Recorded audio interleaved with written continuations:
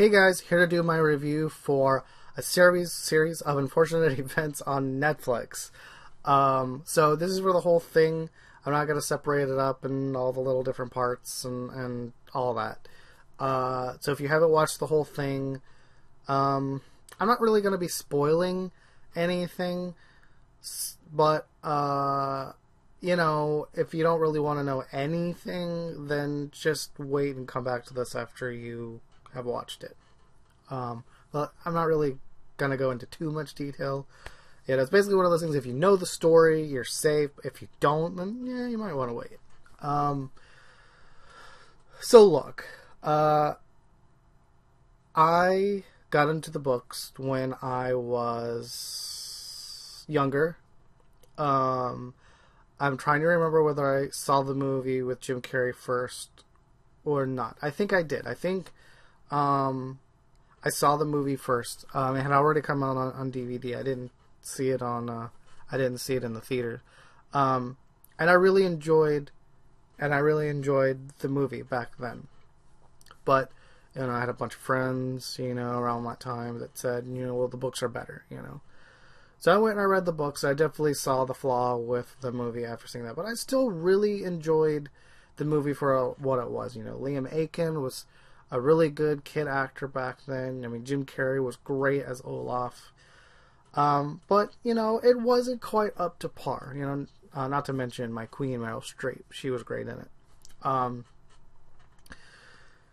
So, when they announced that Netflix was going to be doing this, I got super excited.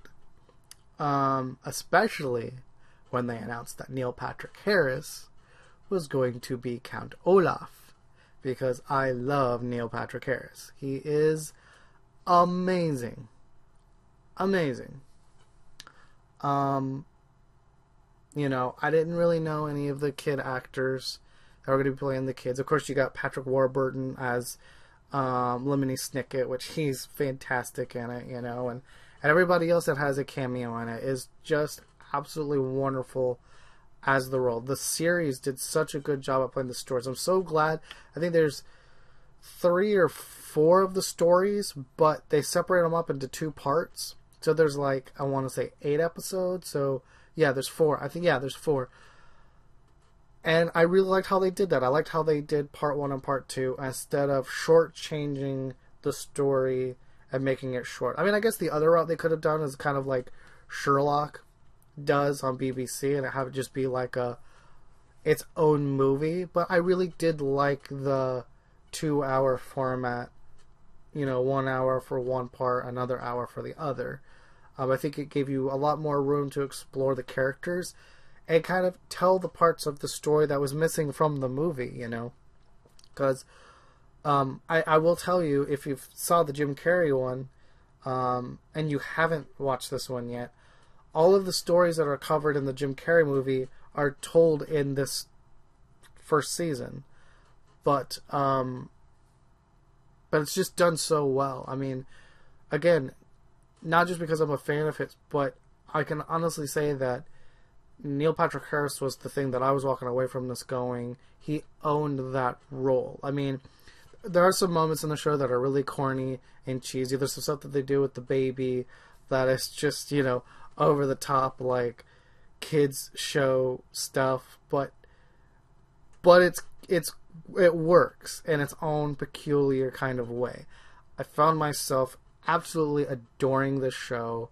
I cannot wait to see if they finish the whole series, because I hope they do. I hope the next season they do the next 4 books, and then the last season they do the last 3. Sorry about that, guys. I hope that they do that, because this movie was so good. The series was so good. Rating, I'm gonna give it an 8 out of 10. There are a few things here and there, like I said, that kind of made me roll my eyes, but I hope that they release this on Blu-ray or DVD sometime, because I will definitely be wanting to get a physical copy of this to go in my collection. But that's my thoughts on A Series of Unfortunate Events on Netflix. Let me know what you think after you see it, and I will see you guys in the next video. Peace out.